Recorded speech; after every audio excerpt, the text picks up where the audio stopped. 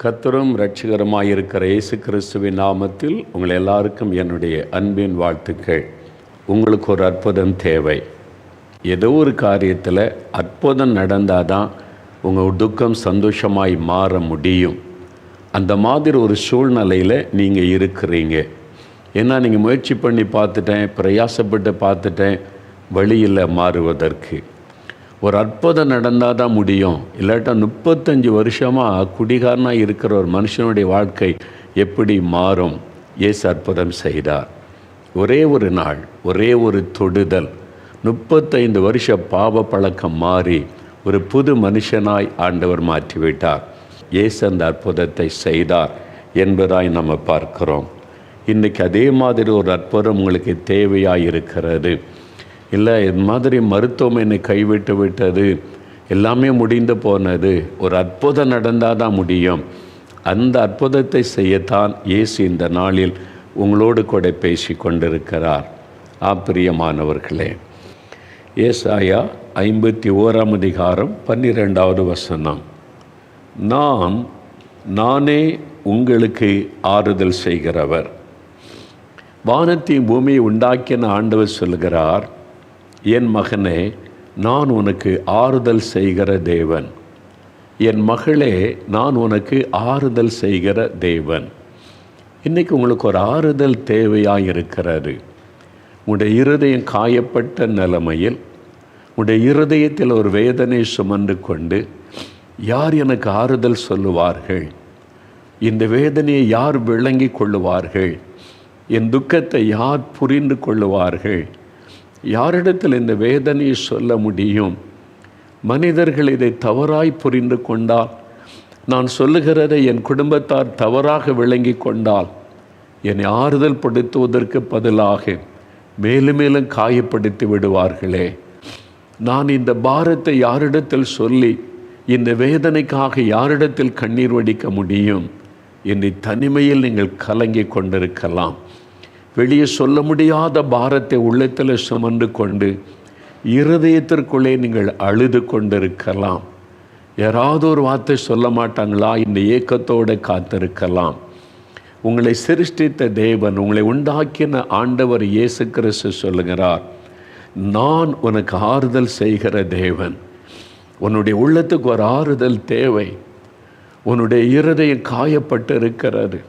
உன்னுடைய மனதில் ஒரு துக்கம் அழுத்தி கொண்டு இருக்கிறது. உன்னை மற்றவருடைய வார்த்தையினால் உண்டான காயங்கள் உன்னுடைய இருதயத்தை ரணமாக்கி இருக்கிறது. ஏன் வாழ வேண்டும் என்ற மன வெறுத்த ஒரு சூழ்நிலை, என்ன செய்வதென்ற ஒரு கலக்கம். ஆண்டவர் இயேசு சொல்லுகிறார், நான் உனக்கு ஆறுதல் செய்கிற தேவன். மகனே, நீ பயப்படாதே, நீ கலங்காதே. இந்த ஆண்டவர் இயேசு உங்களை பார்த்து சொல்லுகிறார். ஆண்டவருக்கு அநேக பெயர்கள் உண்டு. அதில் ஒரு பெயர், அவர் ஆறுதலின் தேவன் என்பது.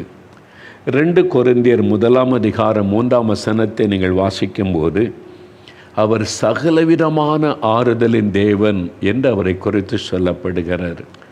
சகலவிதமான ஆறுதலின் தேவன்.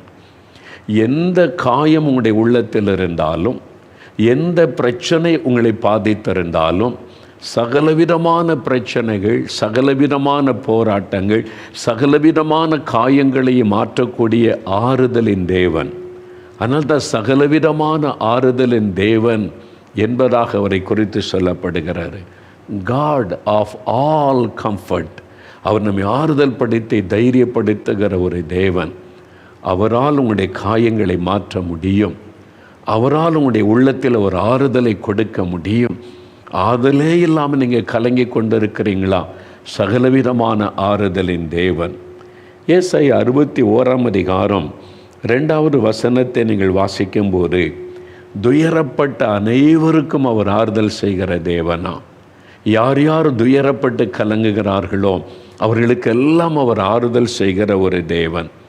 என்றால் நம்முடைய உள்ளத்தில் காயங்கள் வருவதற்கு பல காரணம் இருக்கிறது. ஒருவேளை பாவத்தின் நிமித்தம் உடைய இருதயம் காயப்பட்டு ஆறுதலுக்காக ஏங்கி கொண்டிருக்கலாம். வியாதி நிமித்தம் உடைய உள்ளம் பாதிக்கப்பட்டு கலங்கி ஒரு ஆறுதலான வார்த்தைக்காக நீங்கள் ஏங்கி கொண்டிருக்கலாம். மனிதருடைய வார்த்தையினால் உண்டான காயங்களினால் பாதிக்கப்பட்டு ஒரு ஆறுதலுக்காக நீங்கள் ஏங்கிக் கொண்டிருக்கலாம். அல்லது உங்களுடைய தேவைகள் நிமித்தம், உங்களுடைய நிந்தைகள், அவமானத்தின் நிமித்தம் உண்டான பாதிப்பினால் ஒரு ஆறுதலுக்காக ஏங்கிக் கொண்டிருக்கலாம். துயரப்பட்டவர்களுக்கு ஆறுதல் செய்கிற தேவன் அவர். துயரத்தில் இருக்கிறீங்களா? உங்களுக்கு ஆறுதல் செய்வதற்கு தான் ஆண்டவர் இயேசு இப்பொழுது இந்த நிகழ்ச்சியின் மூலம் உங்களோடு பேசி கொண்டிருக்கிறார். 2 கொரிந்தியர் 7:9 வேதத்தில் சொல்லப்படுகிறது, அவர் சிறுமைப்பட்டவர்களுக்கு ஆறுதல் செய்கிற தேவன். வாழ்க்கையில் சிறுமைப்பட்டு போனீங்களா? நல்லா வாழ்ந்திருந்தோங்க, இப்போ சிறுமைப்பட்டு போய் விட்டோம். நல்ல வசதியாக இருந்தோம், எல்லாவற்றையும் இழந்து விட்டோம். மதிப்பு மரியாதையோடு இருந்தோம், இன்றைக்கு எல்லாரும் அற்பமாய் பேசக்கூடிய நிலைமையில் சிறுமைப்பட்டு போய் விட்டோம் என்று மனம் கலங்கி நிற்கிறீங்களா? சிறுமைப்பட்டவர்களுக்கு ஆறுதல் செய்கிற தேவன் ஆண்டவர் இயேசு கிறிஸ்து. மற்றவர்களால் புறக்கணிக்கப்பட்டு நீங்கள் சூழ்ந்திருக்கிற மக்கள் மத்தியிலே சிறுமைப்பட்டு கலங்கி நின்று கொண்டிருக்கிறீங்களா? உங்களுக்கு ஆறுதல் செய்யும்படிக்கு இயேசு அற்புதம் செய்ய உங்களோடு இன்றைக்கு பேசி கொண்டிருக்கிறார். அவர் எப்படி நமக்கு ஆறுதல் செய்வாராம்? ஏசாயா 66:13 நீங்கள் வாசிக்கும்போது, ஒரு தாய் தேற்றுவதைப் போல அவர் தேற்றுவாராம். ஒரு தாய் தன் குழந்தையை தேற்றுவதைப் போல நான் உங்களை தேற்றுவேன், ஆறுதல் படுத்துவேன் என்று ஆண்டவர் சொல்லுகிறார். ஒரு சிறு குழந்தை அழுகிறது என்று வைத்து கொள்ளுங்க. யார் போய் பேசினாலும் அந்த குழந்தை ஆறுதல் அடையாது, அழுகையை நிறுத்தாது. அந்த தாயினுடைய முகத்தை பார்க்கணும். அந்த தாய் அந்த குழந்தையை அள்ளி எடுத்து மடியிலே வைத்து அணைத்து கொள்ளும்போது அந்த குழந்தை ஆறுதல் அடையும். என் தாய் என்று அந்த தாயினுடைய அந்த ஸ்பரிசத்தில் ஒரு ஆறுதலை அந்த குழந்தை பெற்றுக்கொண்டு அமைதியாகிவிடும். அதே மாதிரி தான் ஆண்டவர் சொல்லுகிறார், ஒரு தாய் தேற்றுவதைப் போல நான் உன்னை தேற்றுவேன். ஒரு தாய் தன் குழந்தை ஆறுதல் படுத்துவதைப் போல உன்னை அணைத்து கொண்டு நான் உன்னை ஆறுதல் படுத்துவேன் என்று இயேசு சொல்லுகிறார். அவருடைய அன்பு அப்படிப்பட்ட ஒரு அன்பு, தாயிலும் மேலான ஒரு அன்பு இயேசு கிறிஸ்துவனுடைய அன்பு. ஒரு பக்கம் அவர் தாயை போல நம்ம ஆறுதல் படுத்துவார், இன்னொரு பக்கம் தகப்பனை போல நம்மை பலப்படுத்துவார், இன்னொரு பக்கம் ஒரு சிநேகிதனை போல நமக்கு துணை நின்று தைரியப்படுத்தி கொண்டே இருப்பார். இயேசு கிறிஸ்து அற்புதமான ஒரு ஆண்டவர். அவருடைய ஆறுதலின் கரம் இன்றைக்கு உங்களுக்காக நீட்டப்பட்டிருக்கிறது. என் கரத்திற்குள்ளே வந்துவிடு மகளே, என் கரத்திற்குள்ளே வந்துவிடு, நான் உனக்கு ஆறுதல் செய்கிற தேவன். ஒரு தாய் தன்னுடைய ஒரு வேளை வளர்ந்த வயது வாலிப மகள் வாலிப மகனாயிருந்தாலும் அந்த தாய் தன்னோடு சேர்த்து அணைத்து கொண்டு ஆறுதல் படுத்தி கண்ணீரை துடைப்பார்கள். ஆண்டவர் சொல்லுகிறார், என் மார்பிலே நீ வந்துவிடு, நான் உன்னை அணைத்து கொண்டு ஆறுதல் செய்கிற தேவன் என் ஆண்டவர் இயேசு உங்களை பார்த்து சொல்லுகிறார். அவர் அற்புதமாக நம்மை ஆறுதல் படுத்துகிற தேவன். வேத புஸ்தகத்தில் அவரால் ஆறுதல் பெற்ற அநேகரை குறித்து நீங்கள் வாசிக்க முடியும். வேதத்தில் நடந்த சம்பவங்களை பார்க்கும்போது அநேகரை அவர் ஆறுதல் படுத்தி தேற்றின சம்பவங்கள் எழுதப்பட்டிருக்கிறது. ஒரு பக்தன் சொல்லுகிறார், தம்முடைய ஜனத்திற்கு அவர் ஆறுதல் செய்தார், அவரால் ஆறுதலை பெற்றவர்கள் எழுதியிருக்கிறாங்க. ஏசாயா 49:13, ஏசாயா 52:9 பாருங்கள், அவர் தம் ஜனங்களுக்கு ஆறுதல் செய்தார் என்று எழுதப்பட்டிருக்கிறது. அதே மாதிரி நீங்கள் சொல்லுவீங்க, இயேசு எனக்கு ஆறுதல் செய்தார் என்ற மகிழ்ச்சியோடு சொல்ல போகிறீங்க. ஒரு பக்தன் வேத புஸ்தகத்தில் ஆண்டவருடைய ஊழியத்தை செய்த பவுல் என்ற ஒரு பக்தன் இயேசுவுக்காக ஒரு பட்ட பாடுகள் கொஞ்சம் அல்ல. ஊழிய பாதையில் நெருக்கப்பட்டார், அவமானப்படுத்தப்பட்டார், கொலை செய்வதற்கான சூழ்நிலைகள் வந்தது, உயிருக்காக போராடின சூழ்நிலைகள் வந்தது, எத்தனையோ பாடுகள், நெருக்கங்கள், தனித்து விடப்பட்ட நிலைமைகள் வந்தது. அவர் சொல்லுகிறார், எல்லா துயரத்திலும் அவரே எனக்கு ஆறுதலாக இருந்தார் என்பதாக. 2 கொரிந்தியர் 1:4 அவர் சொல்லுகிறார், எனக்கு ஏற்பட்ட எல்லா உபத்திரவத்திலும் அவரே எனக்கு ஆறுதல், இயேசுவே எனக்கு ஆறுதலாக இருந்தார் என்பதாய் அவர் மகிழ்ச்சியோடு சொல்லி இருக்கிறதை வாசிக்க முடியும். அதே 2 கொரிந்தியர் 1:5 என்னிடத்தில் பாடுகள் பெருகுகிறதை போல இயேசுவினாலே ஆறுதலும் பெருகுகிறது. பாடுகள் பெருக பெருக பெருக அவருடைய ஆறுதல் பெருகுகிறது. என்னை இன்னும் ஆறுதல் படுத்தி தேற்றி என்னை பலப்படுத்தி கொண்டே இருக்கிறார் என்று தன் அனுபவத்தை சொல்லுகிறார். 2 கொரிந்தியர் 7:6 சொல்லும் பொழுது அவர் எங்களுக்கு ஆறுதல் செய்தார், எனக்கு ஆறுதல் செய்தார், என் துக்கத்தை மாற்றி என் உள்ளத்தை ஆறுதல் அடைய செய்தார். இன்றைக்கு நீங்கள் ஆறுதல் அடைய போகிறீங்க. இன்றைக்கு காயப்பட்டவங்களுடைய உள்ளத்தை ஆறுதல் படுத்தி மகிழ பண்ண போகிறார். இன்றைக்கு உங்களை வேதனைப்படுத்தி துக்கப்படுத்தி உங்களை கஷ்டப்படுத்தி கொண்டிருக்கிற காயப்படுத்தி கொண்டிருக்கிற வேதனைகளை மாற்றி ஒரு ஆறுதலினால் உங்களுடைய உள்ளத்தை அவர் நிரப்ப போகிறார். அதற்குத்தான் இயேசு உங்களோடு பேசுகிறார்.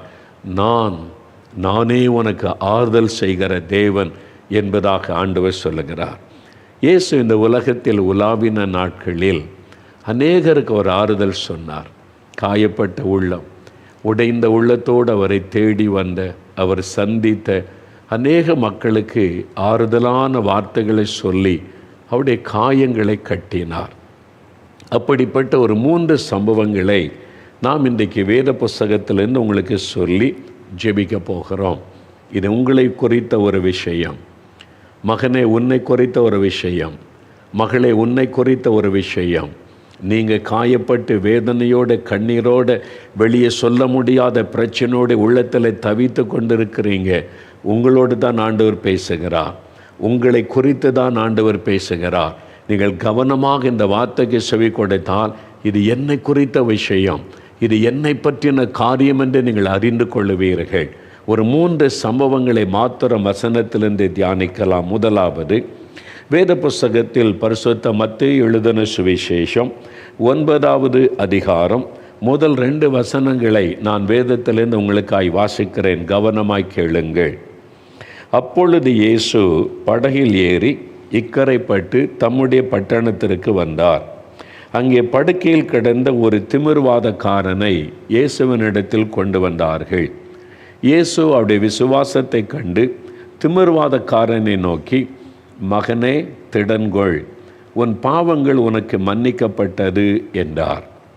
இயேசுவினிடத்தில் ஒரு திமிர்வாதக்காரன், நடக்க முடியாத ஒரு மனிதனை படுக்கையில் கொண்டு வந்து அவர் முன்பாக வைக்கிறார்கள். இயேசு இவனை நடக்க சொல்லுவார், இவனை குணமாக்கி விடுவார், எத்தனையோ பேருக்கு அற்புதம் செய்த இயேசு இவனை சுகமாக்குவார் என்று அவனை கொண்டு வந்த மக்கள் இயேசுவை பார்த்து கொண்டிருக்கிறார்கள். இயேசு அந்த மனிதனை ஊடுருவி பார்க்கிறார். அந்த மனிதன் இயேசுவை பார்க்கிறான். அவன் செயலற்ற கைகள் கால்களோடு முடக்கப்பட்ட நிலைமையிலே படுத்திருக்கிறான். அவனுடைய வாழ்க்கை படுக்கையிலே தான். அவனால் எழும்ப முடியாது, நடக்க முடியாது, கைகளை பயன்படுத்த முடியாது, எல்லாம் முடக்கப்பட்டு விட்டது. அந்த பொருளாதார வியாதியினால், திமிர்வாதத்தினால் பாதிக்கப்பட்டு இருக்கிறான். இப்போ இயேசு அவனை ஊடுருவி பார்க்கிறார். எல்லாரும் என்ன எதிர்பார்க்குறாங்க? இயேசு அவனை நடக்க செய்ய போகிறார், எழும்பி நடன்னு சொல்ல போகிறார் என்று பார்க்கிறாங்க.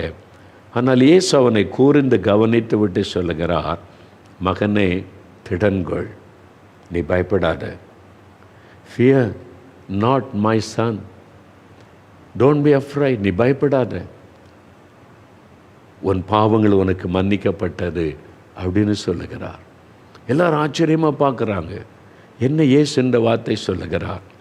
அதன் பிறகுதான் அவனை எழும்பி நடக்க சொல்லி பூரணமாய் சுகமாக்கி விட்டான். ஆனால் முதலாவது அவனை பார்த்து இயேசு என்ன சொல்லுகிறார்? மகனை, திடன்கொள். Son, be of good cheer. பயப்படாதே, உன் பாவங்கள் உனக்கு மன்னிக்கப்பட்டது என்று சொல்லுகிறார். ஏன் அந்த வார்த்தை ஆண்டவர் சொல்ல வேண்டும்? மனிதன் முகத்தை பார்க்கிறான், கர்த்தரோ இருதயத்தை பார்க்கிறார். அந்த மனிதனுக்குள்ள ஒரு காயம் இருந்தது, அந்த மனிதனுக்குள்ள ஒரு வேதனை இருந்தது, அந்த மனிதனுக்குள்ள ஒரு பயம் இருந்தது. அவனுடைய பாவத்தின் நிமித்தமாகத்தான் இந்த வியாதி வந்திருக்கிறது என்பது அவனுக்கு தெரியும். அவன் தன்னுடைய பாவத்தினாலே பாதிக்கப்பட்டு சமாதானத்தை இழந்து, நிம்மதியை இழந்து, ஆரோக்கியத்தை இழந்து இன்றைக்கு படுக்கையிலே முடக்கப்பட்டு கிடப்பது அவனுக்கு தெரியும். இயேசு ஆண்டவர், இயேசு தீர்க்கதரிசி, இயேசு மனுஷனுடைய இருதயத்தை அறிந்தவர், வாழ்க்கையின் ரகசியத்தை அறிந்தவர். அவரிடத்தில் என்னை கொண்டு வந்திருக்கிறாங்களே, என் வாழ்க்கை முழுதும் அவருக்கு தெரியுமே, நான் செய்த பாவம் அவருக்கு தெரியுமே, இவன் பாவியான மனிதன், இவனை கொண்டு போங்கள் என்று சொல்லிவிடுவாரோ? இவன் பாவத்தினால் இந்த வேதனையில் இருக்கிறான், இதை அனுபவிக்கட்டும் என்று என்னை புறம்பே தள்ளி விடுவாரோ? அவனுக்குள்ள ஒரு பயம், இந்த பாவத்தை எப்படி வெளியே சொல்லுவது? என் அக்கிரமத்திலே வாழ்ந்து என் பாவத்தை நிமித்தம் நான் அழிவை தேடிக்கொண்டேன், வியாதியை தேடிக்கொண்டேன் என்று எப்படி சொல்லுவது? அவனுடைய இருதயத்திற்குள் ஒரு பயமும் வேதனையும் இருந்து கொண்டே இருக்கிறது. பாவத்தை குறித்த உணர்வு இருக்கிறது, அதே சமயத்தில் இயேசுவை குறித்த பயம். இவர் என்னை மன்னிப்பாரோ, புறம்பே தள்ளி விடுவாரோ, என் பாவத்தின் நிமித்தம் போ என்று என்னை புறம்பாக்கி விடுவாரோ என்கிற ஒரு பயம். இயேசுவனை பார்த்து சொல்லுகிறார், மகனே திடன்கள், பயப்படாத, டோன்ட் பி அஃப்ரைட், நான் உன்னை புறம்பே தள்ள மாட்டேன், உன் பாவங்கள் உனக்கு மன்னிக்கப்பட்டது. அதுதான் அவனை பாதித்து கொண்டிருந்த மிகப்பெரிய விஷயம். அவனுடைய சரீரத்தில் உள்ள வியாதியை காட்டிலும் அவன் அதிகமாய் பாதித்தது அவனுடைய உள்ளத்திலே காணப்பட்ட பாவத்தினால் உண்டான பாரம். ஒருவேளை சரீரத்தில் வியாதி வந்தால் 4 டாக்டரிடத்தில் போகலாம், ஆஸ்பத்திரிக்கு போகலாம், வைத்தியம் செய்து கொள்ளலாம். இருதயம் கரைப்பட்டு பாவத்தினாலே சமாதானத்தை இழந்து, நிம்மதியை இழந்து, வேதனையில் தவிக்கிற அந்த ஆத்மாவை யார் குணமாக்க முடியும்? இன்றைக்கு உங்களுடைய உள்ளத்தில் செய்த பாவம் சமாதானத்தை கெடுத்து மனசாட்சியை வாதித்து கொண்டிருக்கிறது. பாவத்தினால தான் எனக்கு இந்த வியாதி, என் பாவத்தினால தான் என் குடும்பத்தில் பிரச்சனை, என் பாவத்தினால தான் நிம்மதி போச்சு, என் பாவத்தினால தான் இதெல்லாம் நடக்கிறது எனக்கு தெரிகிறது.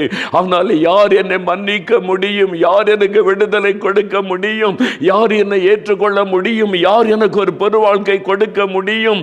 உடைய உள்ளத்தில் அந்த வேதனை எழும்பிக் கொண்டு இருக்கிறதல்லவா? இயேசு உடைய இருதயத்தை பார்க்கிறார். மகனை திடன்கள், மகளே திடன்கள், நீ பாவி என்று உன்னை புறம்பே தள்ள மாட்டேன், உன் பாவத்தை நான் மன்னிக்கிறவர், உன்னை பாவத்திலிருந்து விடுதலை செய்கிறவர், உன்னை பாவப்பட்டு கரைப்பட்ட உன் இருதயத்தை சுத்திகரிக்கிறவர். ஆறுதலான ஒரு வார்த்தை சொல்லுகிறார்.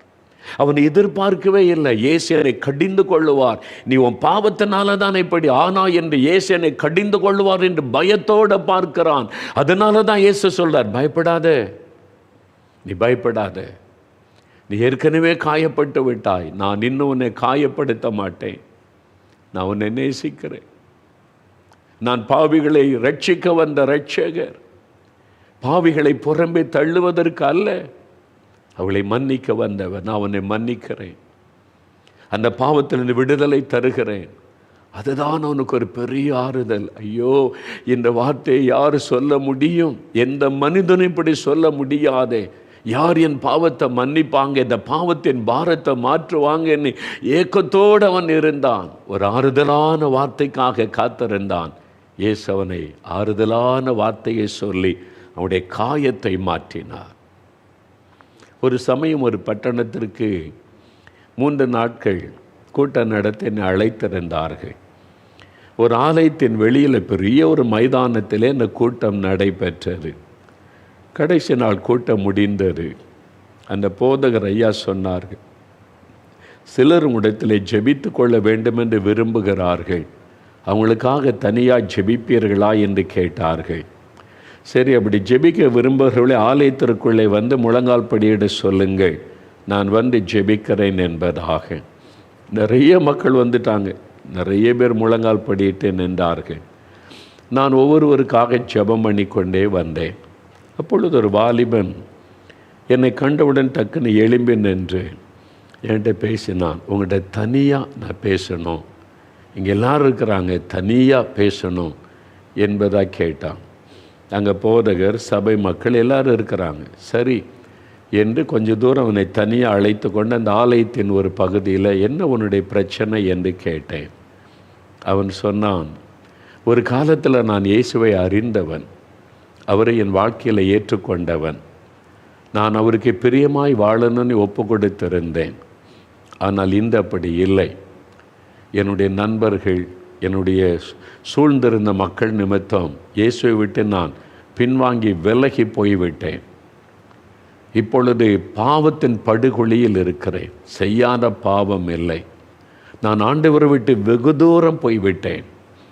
நான் முன்பு இயேசுவை ஏற்றுக்கொள்வதற்கு முன்பு செய்த பாவத்தை விட பயங்கரமான பாவத்தை எல்லாம் செய்து அவரை விட்டு வெகு தூரம் நான் போய்விட்டேன். இப்போ இயேசுக்கு எனக்கு ஒரு சம்பந்தமும் இல்லை. நான் இப்போ ஜெபிக்கிறதில்லை, வேதம் வாசிக்கிறதில்லை, அவரை தேடுவதில்லை. என் வாழ்க்கையை பாவம் சூழ்ந்து கொண்டதை நான் வெகு தூரம் அவரை விட்டு போய்விட்டேன். இப்போ எனக்கு நீங்கள் என்ன சொல்கிறீங்க என்று கேட்டான். நான் அவனை பார்த்தேன். நான் என்ன சொல்லுவது? நான் சொல்கிறதில் என்ன பிரயோஜனம்? நான் ஒரு நிமிடம் இயேசுவை நோக்கி பார்த்தேன். ஆண்டவரே, இந்த வாலிபன் பாவத்தினாலே கரைப்பட்டு உம்மை விட்டு தூரமாய் போயிட்டேன். இயேசுவை நான் ரொம்ப துக்கப்படுத்திட்டேன். இனிமேல் எனக்கு என்ன சொல்கிறீங்கன்னு கேட்குறானே, நான் என்ன சொல்கிறது ஆண்டவரே என்று கேட்டேன். அப்போ ஆண்டவர் பரிசுத்த ஆவியானவர் மூலமாய் ஒரு வார்த்தையை தெளிவாக என் இருதயத்தில் பேசினார். இதை அவனுக்கு சொல். நான் அந்த வாலிபனை பார்த்து சொன்னேன், இயேசு கிறிஸ்து இன்னும் உன்னை நேசிக்கிறாராம். இன்னும் நான் அவனை நேசிக்கிறேன் என்று அவனுக்கு சொல். இன்னும் அவனை மன்னிக்க நான் ஆயத்தமாக இருக்கிறேன் என்று அவனுக்கு சொல். இதான் இயேசு சொன்ன வார்த்தை. உன்னை அவர் இன்னும் நேசிக்கிறார், உன்னை மன்னிக்க ஆயத்தமாக இருக்கிறார் என்று சொன்னேன். அவ்வளவுதான். அவன் சத்தமிட்டு அழுதான். அங்கே நிறைய பேர் இருக்கிறான். யாரை குறித்து அவன் வெட்கப்படலை. சத்தமிட்டு அழுதான். சிறு பிள்ளை போல அழுதான். அந்த சர்ச்சு அந்த தூணில் போய் முட்டி இப்படி அழுகிறான். எல்லாரும் பார்க்குறாங்க. என்னை கூட இயேசு நேசிக்கிறாரா? என்னை கூடவா அவர் நேசிக்கிறார்? நான் ஒரு பாவி, அவரை விட்டு தூரமாய் போனவன், என் பாவத்தினால் அவரை துக்கப்படுத்தினவன், இவ்வளவு பாவத்தை செய்து அவரை வேதனைப்படுத்தினவன். என்னையும் அவர் நேசிக்கிறாரா? என்னையும் அவர் மன்னிக்க ஆயத்தமாக இருக்கிறாரா? தூணில் முட்டி அவன் அழுதான். முழங்கால் படியிட்டான். முகங்குப்புற விழுந்தான். அழுகிறான். சத்தமிட்டு அவன் அழுதான். இப்படி என்னை நேசிக்கிற ஒரு இயேசு, இப்படி என்னை நேசிக்கிற ஒரு ஆண்டவர் இருக்கிறாரா? இன்னும் என்னை நேசிக்கிறாரா? அழுதோப்ப கொடுத்தான். சில நிமிட நேரம் அழுது முடித்து ஜெபித்து முடித்து எழுந்து சொன்னான், என் மேல் இவ்வளவு அன்பு வைத்திருக்கிற அந்த இயேசுவை விட்டு இனி ஒரு நாளும் நான் விலக மாட்டேன். இனி ஒரு நாளும் அவரை விட்டு விலக மாட்டேன்.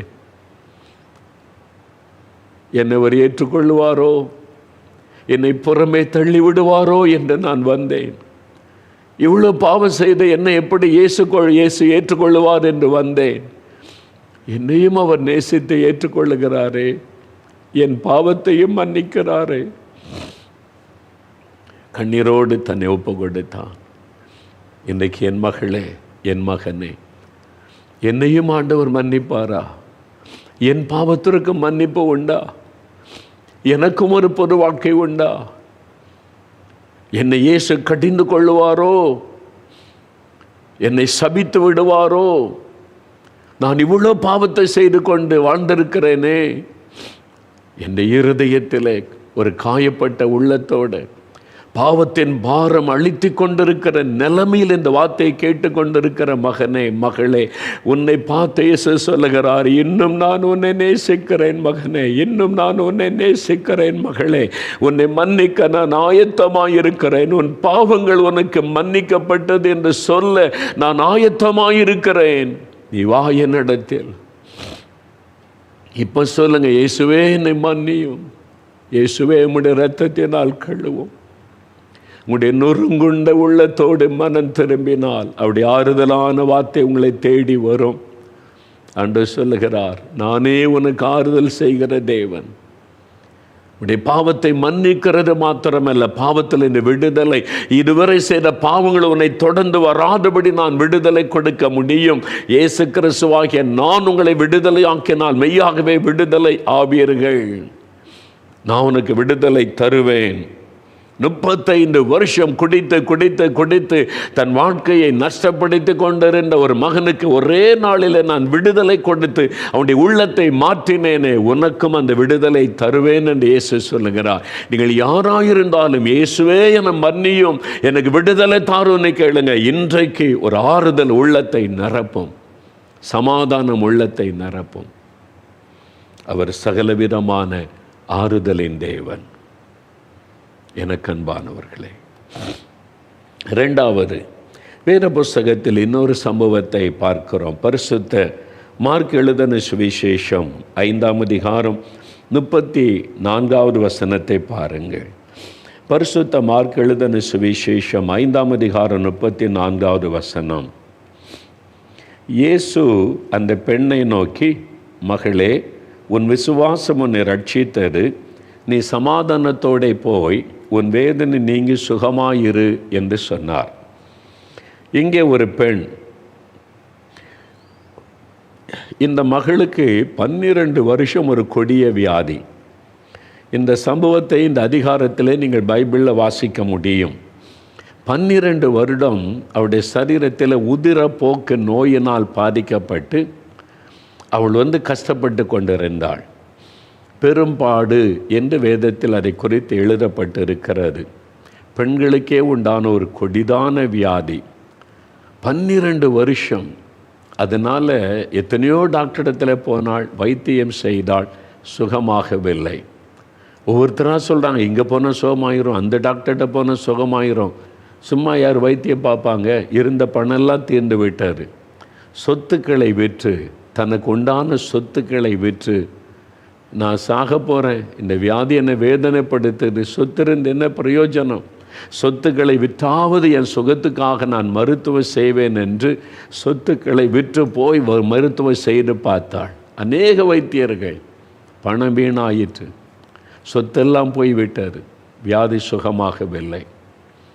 இந்த வியாதி அந்த நாட்களில், இயேசுவின் நாட்களில் தீட்டான வியாதியாய் கருதப்பட்டது. அது ஒரு தீட்டான வியாதி, ஒரு அன்கிளீன் டிசீஸ் அப்படி கருதப்பட்டது. அதனால் இந்த வியாதி உள்ள பெண்கள் யாரையாவது தொட்டுட்டா அவங்களுக்கு தீட்டாகிவிடும்.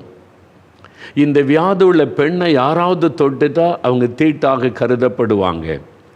அப்போ அந்த ஊருக்கே தெரியும், 12 வருஷ வியாதி. டாக்டரிடத்தில் அலைந்து அலைந்து பார்க்கிறாள். அந்த ஊர் மக்கள் யாரும் பக்கத்தில் வர மாட்டாங்க. ஒருவேளை பெண்கள் பேசினா கூட தூரத்தில் நின்று தான் பேசியிருக்கணும். நீ அங்கே என்ன இல்லை, அங்கேருந்தே பேசி, எப்படி இருக்குது, நல்லா இருக்கிறியா, இல்லை அந்த டாக்டர்கிட்ட போன, இந்தங்க போன, ஒன்றும் சுகமாகலையே, அப்படியா, சரி உனக்காக வேண்டிக் கொண்டனே போயிட்டு என்ன பாவம் செய்தாலோ, என்ன சாபமோ, அவருடைய வாழ்க்கையில் இந்த வியாதி போக மாட்டேங்குது, யாருக்கு தெரியும், அப்படி தான் பேசிட்டு போயிருப்பாங்க. இருதயம் காயப்பட்டு விட்டார், எல்லாம் நஷ்டமடைந்து மேலும் மேலும் இந்த சைடு எஃபெக்ட் அநேக வைத்தியர்களால் வேதனைப்படுகிற போது இந்த வசனம் சொல்லுகிறாரு, மருத்துவம் பார்க்க போனால் சைடு எஃபெக்ட், அதில் பாதிப்பு. இன்றைக்கு கூட டாக்டர்கிட்ட போனீங்கன்னா உங்களுடைய ஆஸ்பத்திரி, உங்களுடைய வியாதிக்கு ஒரு 3 மாத்திரை தருவாங்க, அப்புறம் எக்ஸ்ட்ரா ஒரு 3 மாத்திரை தருவாங்க. இது எதுக்குன்னு கேளுங்க, சைடு எஃபெக்ட் வராமல் இருக்க இந்த 3 மாத்திரை. 3 மாத்திரை சுகமத்துக்கான், இன்னும் 3 மாத்திரை சைடு எஃபெக்ட் வராமல் இருக்கிறதற்கு. இன்றைக்கு அதுதான் இன்றைக்குள்ள மருத்துவம். அந்த நாட்களில் வசனம் சொல்லுகிறது, அநேக வைத்தியர்களால் அவளுக்கு வேதனை, சைடு எஃபெக்ட் வந்து விட்டது. ஒன்றுக்கு மருத்துவம் செய்தால் அடுத்த பக்கத்தில் பாதிப்பு. உலகம் சொல்லுகிறது இவள் தீட்டான ஒரு பெண் என்று. அதனால் அவளுடைய மனது பாதிக்கப்பட்டது. சரீரத்தின் பாதிப்பு ஒரு பக்கம், மனது பாதிக்கப்பட்டது ஒரு பக்கம். அந்த வேதனையில் அவமானத்தில் வாழ்ந்து கொண்டிருக்கிறாள். 12 வருட வேதனை. அப்போ அவள் கேள்விப்படுகிறாள், இயேசுன்னு ஒருவர் வந்திருக்கிறார், மனிதர்களை நேசிக்கிறார், வியாதியஸ்தரை கண்ட மனதுருகி சுகம் கொடுக்கிறார், எப்பேற்பட்ட வியாதியும் அவரால் சுகமாகிறது. அவருக்கு ஏதாவது பணம் கொடுக்கணுமா, காணி கொண்டு போகணுமா, எல்லாத்தையும் விற்று செலவு பண்ணிட்டேனே, இயேசுக்கிட்ட காணி, அவர்கிட்ட ஒன்றும் கொண்டு போகணும், இலவசமாக சுகந்திருக்கிறார். யார்கிட்ட அவர் காசு கேட்பதில்லை, காணிக்கை கேட்பதில்லை. நான் சுகமாக்குனா என்ன தருவன்னு கேட்பதில்லை, எனக்கு என்ன காணிக்கை கொண்டு வந்து நீ கேட்கறதில்லை, எவ்வளோ பணம் தருவன்னு கேட்கறதில்லை. எல்லாம் அவர் இலவசமாக செய்கிறார். அப்படியா, இப்படி ஒரு ஆண்டவர் வந்திருக்கிறாரா, அப்போ நான் அவர்கிட்ட போகிறேன். அவள் போனால் இயேசுகிட்ட போய் தன் காரியத்தை சொல்லலாம், சுகம் பெறலாம் என்று போனால் அவரை சுற்றிலும் திரள் கூட்ட மக்கள் இருக்கிறாங்க. அவருடைய சீஷர்கள் 12 பேர். அது மாத்திரம் அவர் எங்கே போனாலும் திரள் கூட்ட மக்கள் இயேசுவை பற்றி கேள்விப்பட்டதுனால மக்கள் கூடி விடுகிறாங்க. பெரும் கூட்ட மக்கள் அவரை சூழ்ந்து இருக்கிறாங்க.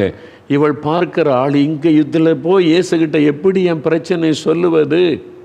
ஒருவேளை கண்ணு பிரச்சனைன்னா சொல்லலாம், காது கேட்கலன்னா சொல்லலாம், என் சரீரத்தில் இப்படி ஒரு வலி இருக்குதுன்னா சொல்லலாம். இந்த வியாதி தீட்டான வியாதி, இந்த வியாதி எனக்கு இருக்குன்னு சொன்னாலே எல்லாரும் என்னை அருவருப்பாக பார்ப்பாங்க, என்னை விட்டு விலகி ஓடுவாங்க. இயேசு கூட என்னை தூரமாய் நில்லென்று சொல்லிவிடக்கூடும். இது தீட்டான வியாதி ஆயிற்றே, நான் எப்படி இயேசுகிட்ட போய் இதை சொல்ல முடியும்? எப்படி எல்லாருக்கும் மத்தியில் என் வியாதியை சொல்ல முடியும்? அதுதான் அவருடைய வேதனை. ஒரு பக்கம் வியாதியின் வேதனை, இன்னொரு பக்கம் தீட்டான வியாதின்றதுனால சமுதாயத்தில் தலை நிமிர்ந்து நிற்க முடியலை, காயங்கள். இன்னொரு பக்கம் சுகம் எடுக்கிற இயேசுகிட்ட போகலாம் என்றால் கூட்டமாய் மக்கள் இருக்கிறாங்க. எப்படி என் வியாதியை சொல்லுவது? அவளுக்குள்ள எவ்வளோ பெரிய பிரச்சனை. கடைசியில் அவள் யோசித்தாள், நான் போய் இயேசுகிட்ட சொல்லணும்னு அவசியம் இல்லை. நான் போய் இயேசுவே எனக்கு இந்த வியாதி இருக்குன்னா எல்லாருக்கும் தெரிஞ்சிடும், எல்லாரும் என்ன அற்பமாக நினைப்பாங்க, விரட்டிடக்கூட செய்வாங்க. அதனால நான் அவருடைய வஸ்திரத்தை ஆகிலும் தொடுவேன். நான் பின்னால் போய் தெரியாமல் அவருடைய வஸ்திரத்தை தொடும் பொழுது சுகமாவேன். ஒரு விசுவாசம் அவளுக்குள்ளே வருகிறது. இயேசு செய்த அற்புதத்தை பற்றி கேள்விப்பட இவ்வளவு வல்லமை உள்ளவரா இயேசு, அப்படி நான் அவருடைய வஸ்திரத்தை தொட்டு சுகமாவேன். அவங்க சொல்லியிருப்பாங்க, இயேசுடைய வஸ்திரத்தை தொட்டு நிறைய பேர் சுகம் பெற்றுக்கொண்டாங்க. ஆண்டவரே நீங்கள் சும்மா இருங்க, நாங்கள் உங்களை தொட்டு சுகம் பெற்றுக் கொள்ளுகிறோம் என்று அநேகர் வந்து அவரை தொட்டு சுகம் பெற்றுக்கொண்டதை அவள் அறிந்தபோது அவளுக்குள்ள ஒரு விசுவாசம். அப்போ இயேசுகிட்ட நான் போய் வியாதியை சொல்ல வேண்டியதில்லை, நான் அவருடைய வஸ்திரத்தை தொட்டு நான் சுகத்தை பெற்றுக்கொள்ளுவேன். ஒரு விசுவாசத்தோடு வருகிறாள். அந்த கூட்டத்துக்குள்ளே நுழைந்து போகிறாள். இயேசுவை நெருங்குவதற்கு கஷ்டம், ஆனால் தொடர்ந்து போகிறாள். விசுவாசத்தை விட்டுவிடவில்லை, முயற்சியை விட்டுவிடவில்லை, தொடர்ந்து போகிறாள். இயேசுவண்டை போகிறாள். அவருடைய வஸ்திரத்தை தொட்ட உடனே சுகமானாள்.